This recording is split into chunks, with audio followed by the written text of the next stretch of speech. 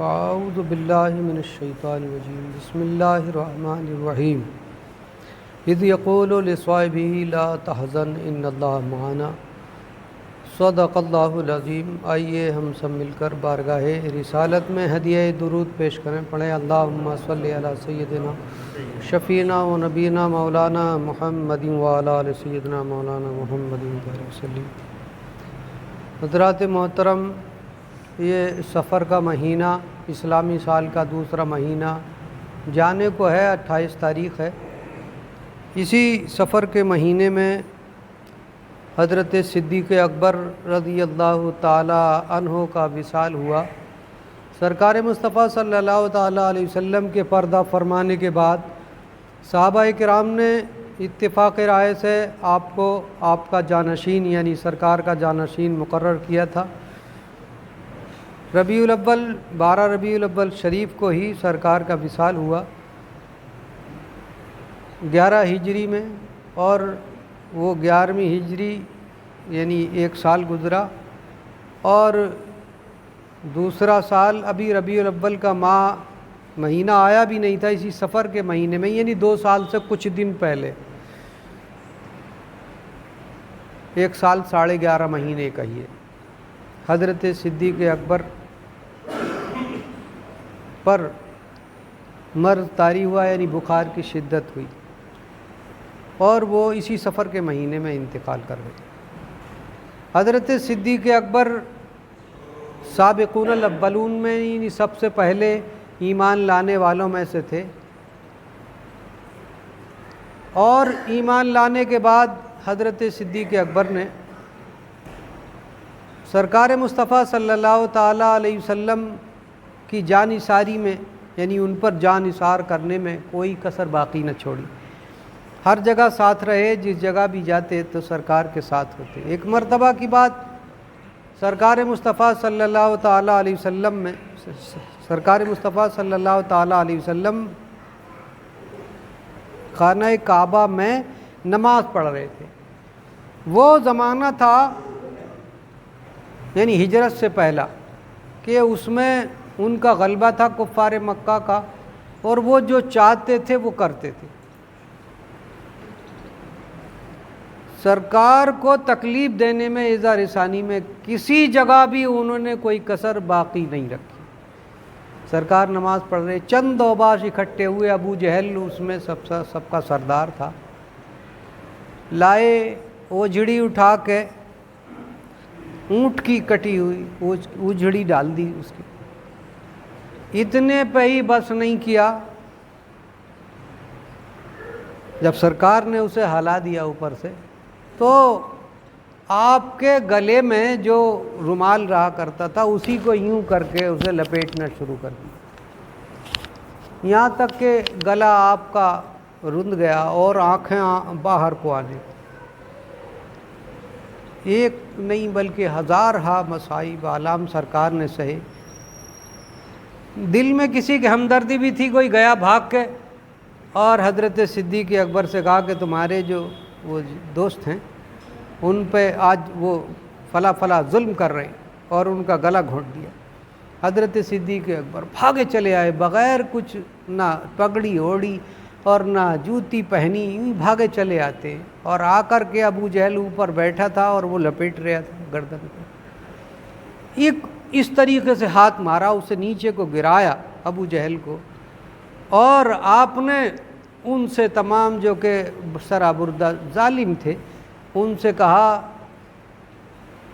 تم اتنی سی بات پر ظلم و ستم کے پہاڑ توڑتے ہو، یہ کہتے ہیں کہ اللہ ایک ہے، یہ کہتے ہیں کہ جھوٹ نہ بولو، یہ کہتے ہیں کسی پر ظلم نہ کرو، بیواں اور یتیموں کی خبر گیری رکھو، یہی تو کہتے ہیں، کسی سے کچھ مال تو نہیں مانگا ہے، کسی پر کوئی ظلم و ستم تو نہیں کیا ہے، کسی کی جائیداد کو تو نہیں لوٹا ہے۔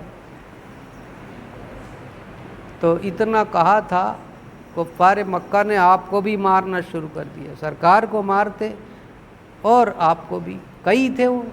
تو حضرت صدیق اکبر نے دیکھا کہ کسی صورت بچت نہیں ہو رہی، تو سرکار کے اوپر کو یوں لیٹ گئے کہ جو کچھ بھی کسی کا اگر ہاتھ پڑے، ڈنڈا پڑے، پتھر پڑے، کچھ بھی پڑے، میرے جسم پر پڑے، میرے سرکار کو کچھ تکلیف نہ پہنچے۔ مسلمانوں، یہ جذبہ احسار و قربانی تھا۔ اتنی مار کھائی کہ بے ہوش ہو گئے۔ لوگوں نے، کچھ ہمدرد بھی ہوتے، ادھر ادھر کو ہٹایا اور انہیں لے جا کے ان کے گھر، حضرت صدیق اکبر کے گھر انہیں پہنچا دیا۔ والدہ تھیں ان کی، اور والد صاحب اور بیٹا بھی ابھی تک دائرہ اسلام میں نہیں آئے تھے، مگر ماں تو ماں ہوتی ہے، بڑی خدمت کی، سکائی کی اور آپ کے زخموں پر پٹی کی۔ گھنٹوں کے بعد میں، بہت دیر کے بعد میں، یا یہ کہیے پوری رات کے بعد میں، جب انہیں ہوش آیا، جتنی دیر بعد بھی ہوش آیا، تو ہوش آتے ہی سب سے پہلے یہی سوال کرتے ہیں، جو عورتیں بیٹھی تھی پاس میں، ان سے یہی سوال کرتے ہیں کہ میرے آقا محمد عربی صلی اللہ تعالیٰ علیہ وسلم کیسے ہیں؟ ماں نے کہا بیٹا ابھی تیری حالت ٹھیک نہیں ہے، تو آرام سے لیٹ جا، تجھے بڑے زخم ہیں اور تیرا منہ سوجا ہوا ہے، تو چلنے کے لائق نہیں ہے، تیری ٹانگوں میں درد ہے۔ آپ نے ماں کی بات کو نہیں سنا، پھر سے یہی کہا کہ میرے آقا کیسے ہیں؟ کسی نے بتا دیا کہ ہاں وہ ٹھیک ہیں، تو ایک دم سے اٹھا نہیں جا رہا تھا، مگر اٹھتے جس انداز سے بھی لنگڑا کر پہنچے سرکار کے گھر، اور منہ سوجا ہوا ہے ابھی بھی۔ دیکھا سرکار کو کہ وہ صحیح سلامت بیٹھے ہیں تو دل میں سکون ہو گیا۔ کہا سرکار اب مجھے کوئی تکلیف نہیں ہے، آپ صحیح سلامت بیٹھے ہیں، اب مجھے کوئی تکلیف نہیں ہے۔ منہ سوجا ہوا ہے، ٹانگوں میں چوٹ ہے، ہاتھوں میں چوٹ ہے، یعنی پیٹھ میں زخم ہے، مگر کہہ رہے ہیں اب مجھے کوئی تکلیف نہیں ہے، آپ صحیح سلامت ہیں۔ یہ جذبہ احسار و قربانی تھا حضرت صدیق اکبر کا۔ ایک مرتبہ نہیں، نہ جانے کتنی مرتبہ آپ نے ان کافروں سے مار کھائی، جتنا ظلم سہتے جاتے تھے اتنا ہی شعلہ عشق اور زیادہ بھڑکتا جاتا تھا، شعلہ عشق اور زیادہ بھڑکتا جاتا تھا۔ حضرت بلال کو پٹتے ہوئے دیکھا نہ گیا، اور اس سے امیہ سے کہا کہ تو اس غلام کو جو تیرے کام کا نہیں ہے اور تجھے دکھ کرتا، پریشان کرتا ہے، بیچ دے۔ تو اس نے کہا کہ اس کی قیمت یہ ہے کہ تم اپنا رومی غلام مجھے دے دو، رومی غلام دے دو، اور 400 روپے اور دوں گا، 400 درہم یا 400 ریال جو بھی تھا۔ انہوں نے کہا ٹھیک ہے بھائی، میرا رومی غلام بھی یہ حاضر ہے، اور لے جا کر کے سرکار کی خدمت میں پیش کر دیا کہ لو سرکار، یہ اب میں نے بلال کو آپ کے حوالے کر دیا، میری طرف سے پوری آزادی ہے۔ اقبال عشق کا یہ فیض عام ہے، رومی فدا ہوا حبشی دوام ہے۔ رومی غلام یعنی جو گورا تھا، چٹا تھا، اسے فدا کر دیا، بڑا اچھا مانا جاتا تھا، بڑا کمیرا مانا جاتا تھا، اور حضرت بلال جو کالے تھے رنگ کے، انہیں جو ہے اپنا لیا، سینے سے لگا لیا۔ مسلمانوں، یہ عشق رسول کی بات تھی۔ جب 13واں سال آیا تو اللہ تبارک و تعالیٰ نے 13ویں سال میں نبوت کے 13ویں سال میں ہجرت کا حکم فرما دیا کہ اب تم مکے سے ہجرت کر کے مدینہ پہنچ جاؤ۔ سرکار نے ہجرت کے بارے میں حضرت صدیق اکبر سے کہہ دیا کہ بھئی اب حکم ہو گیا۔ تو حضرت صدیق اکبر اسی دن سے کہا تم میرے ساتھ چلو گے، تو جب سے کہا تھا اسی وقت سے منتظر ہو گئے، دروازے پہ رہتے، پوری رات دروازے پہ کہ اب آئیں۔ سب تمام آرام سرکار کے ایک اشارے پر قربان کر دیا، راتوں کی نیند قربان کر دی۔ کئی دن کے بعد جب سرکار آئے ہجرت کی رات میں، جب سرکار ان کے دروازے پر آ کر رات میں دستک دی تو فوراً ہی دروازہ کھول دیا، دیکھا حضرت صدیق اکبر موجود ہے۔ کہا اے صدیق، کیا تم تیار تھے؟ تو آپ نے کہا سرکار جس دن سے آپ نے کہا اسی دن سے پوری رات اسی جگہ بیٹھ کر کے گزرے، پتہ نہیں کب میرے آقا آ جائیں اور میں سوتا ہوا ہوں، یہ میری محبت کو گوارا نہیں ہے۔ مسلمانوں، عشق کو سمجھیے، اسلام کو سمجھیے، اسلام کیا ہے۔ چلے گئے اور جا کر کے کہاں، پہاڑ پر احد کی غار ثور میں، غار ثور بہت اونچا پہاڑ ہے وہ، اس میں چڑھ گئے۔ جنہوں نے دیکھا ہے وہ جانتے ہیں کتنا مشکل ہے چڑھنا، کتنا مشکل ہے۔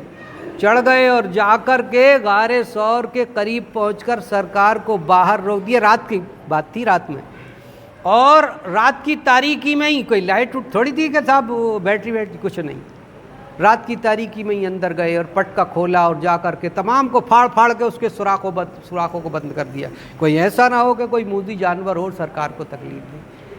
سارا پٹکا، ایک سوراخ رہ گیا، اس میں پاؤں کا انگوٹھا رکھ لیا اور سرکار کو بلا لیا۔ اب سرکار جب اس میں جل وگر ہوئے، آپ کے رخ زیبا کی روشنی سے پورا غار روشن ہو گیا۔ حضرت صدیق اکبر پاؤں کا انگوٹھا لگا کر کے یوں اس میں، اور وہ بیٹھ گئے پیچھے کمر لگا۔ سرکار سے عرض کی، سرکار آپ میرے زانو پر اپنا سر رکھ کر کے لیٹ جاؤ، تھکے ہوئے۔ سرکار لیٹ گئے اور پیر کا انگوٹھا اس سوراخ پہ رکھا ہوا ہے۔